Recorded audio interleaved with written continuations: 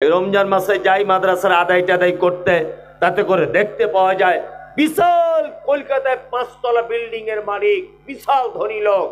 15টা রমজানে গিয়ে বলছি মাদ্রাসার জন্য কিছু জাকাত দেন, বলছে দিয়ে সব শেষ হয়ে গেছে, আপনি 500 টাকা লিখুন।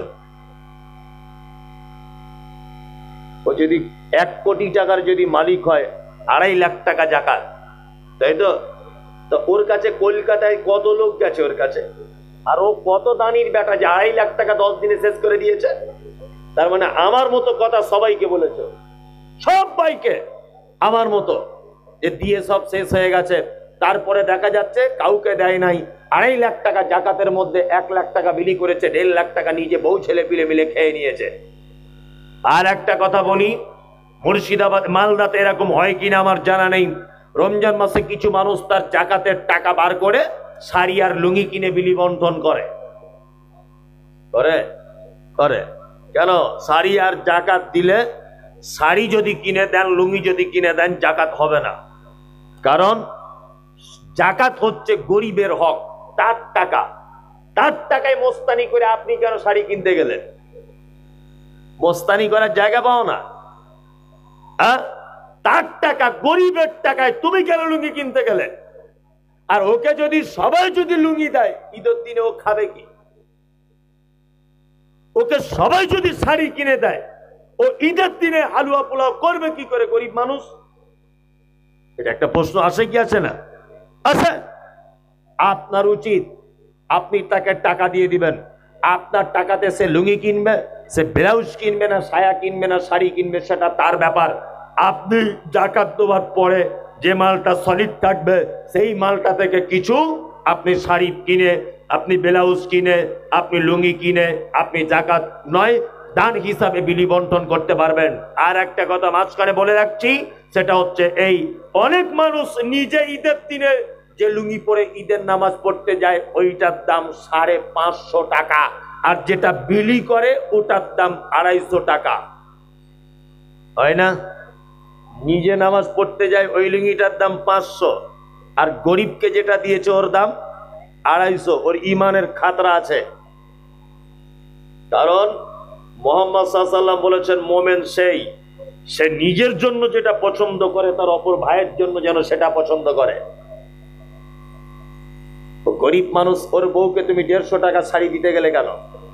কে বলেছে তোমার 150 টাকা শাড়ি কিনে দিতে, 200 টাকা শাড়ি দিতে? আর তোমার বউ ঈদের দিনে শাড়ি পরেছে 4,500 টাকা দামে। না, 2 জনকে দেন, ভালো মানের জিনিস দেন। 1 জনকে দেন, ভালো মানের জিনিস দেন। কি বললাম বুঝলেন?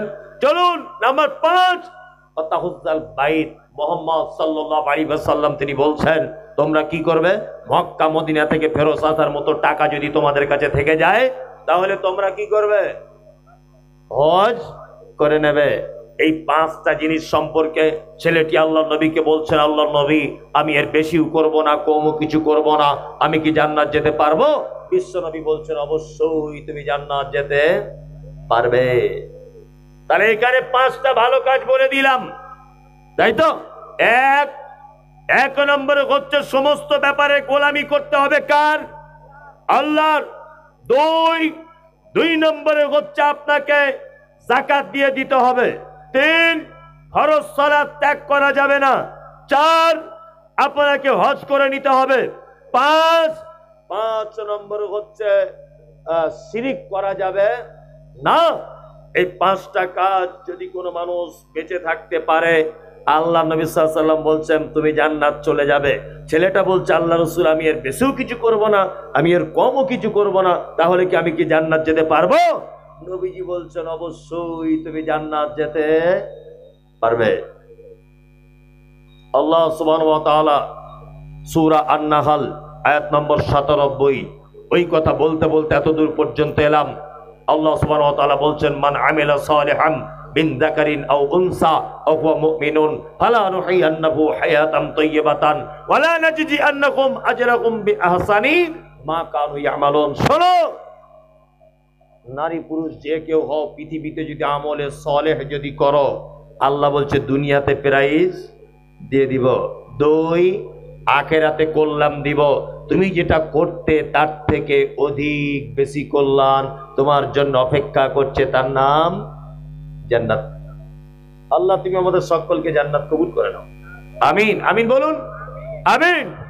আরে এত রাত্রিতে যারা বসে আছেন, আপনাদের কাছে বিনীত অনুরোধ, জান্নাত যাবার সব থেকে সহজ রাস্তা হচ্ছে এই, আল্লাহ মহান রব তিনি যে মোতাবেক চলতে বলেছেন সেই মোতাবেক নিজেকে পরিচালিত করা, আর মুহাম্মদ সাল্লাল্লাহু আলাইহি ওয়াসাল্লাম যেটা আদেশ করেছেন সেটাকে মেনে নেওয়া, যেটা নিষেধ করেছেন তার থেকে দূরে থাকা। আপনার জন্য জান্নাতে যাওয়া খুব সহজ। জান্নাতে যদি যেতে চান আরো কিছু আমল আপনাকে আমি বলে দিয়ে যাই, আমলগুলো আজকে থেকে করার চেষ্টা করুন, ইনশাআল্লাহ করব। এক, আল্লাহ নবী সাল্লাল্লাহু আলাইহি ওয়াসাল্লাম বলেছেন আলহামদুলিল্লাহ তামলা আল মিজান, কিয়ামতের দিনে মিজানের পাল্লায় নেকি ওজন করা হবে। জানা আছে নেকি ওজন করা হবে, নেকি কিন্তু কাউন্টিং করা হবে না, অর্থাৎ গোনা হবে না, কি করা হবে? ওজন করা হবে। আল্লাহ নবী সাল্লাল্লাহু আলাইহি ওয়াসাল্লাম বলেছেন আলহামদুলিল্লাহ তামলা আল মিজান, কেউ যদি দিনে রাতের কিছু অংশে যদি বলে আলহামদুলিল্লাহ, তাহলে মিজানের পাল্লার নেকির দিকটা অর্ধেক ভারী করে দেওয়া হবে। আল্লাহু আকবার, আল্লাহু আকবার। এই আলহামদুলিল্লাহ বলার সময় হয়, কেউ জিজ্ঞাসা করছে ভাই কেমন আছেন, তা তখন সেই লোকটা বলছে আপনার দুয়াতে আল্লাহর রহমতে ভালো আছি। বুঝে না? আমি আজকেই ওখানে একজন আমাকে যেতে যেতে জিজ্ঞাসা করছে, আমি বলছি সালাম করেছে ভালো আছেন ভাই, তা বলছে হুজুর আপনার দুয়াতে আল্লাহর রহমতে ভালো আছে। তো ওকে আমি চিনি, জীবনে ওর জন্য দোয়া করতে গেছি? সত্যি তো ওকে আমি চিনি না। তার মানে এই কথাটা বলা ঠিক নয়।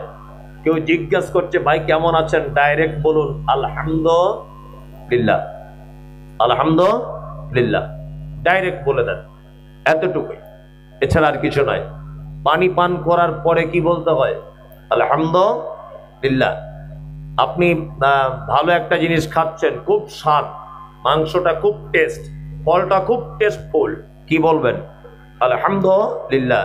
ভাত খাচ্ছেন, ডালটা খুব সুন্দর হয়েছে, তরকারিটা এক দুই লোকমা করে গালে দিচ্ছেন, আর কি বলবেন? আলহামদুলিল্লাহ। মুহাম্মদ সাল্লাল্লাহু আলাইহি ওয়াসাল্লাম তিনি বলছেন, কোন মানুষ যদি দিনে রাতের কিছু অংশে আলহামদুলিল্লাহ নামক শব্দটা যদি বলে, তাহলে মিজানের পাল্লার নেকির দিকটা অর্ধেক ভারী করে দেওয়া হবে। চলুন, আল্লাহ নবী সাল্লাল্লাহু আলাইহি ওয়াসাল্লাম তারপরে বলছেন সুবহানাল্লাহ ওয়াল হামদুলিল্লাহ তামলাআন ওয়া তামলাআ লিমা বাইনাস সামাওয়াতি ওয়াল আরদ।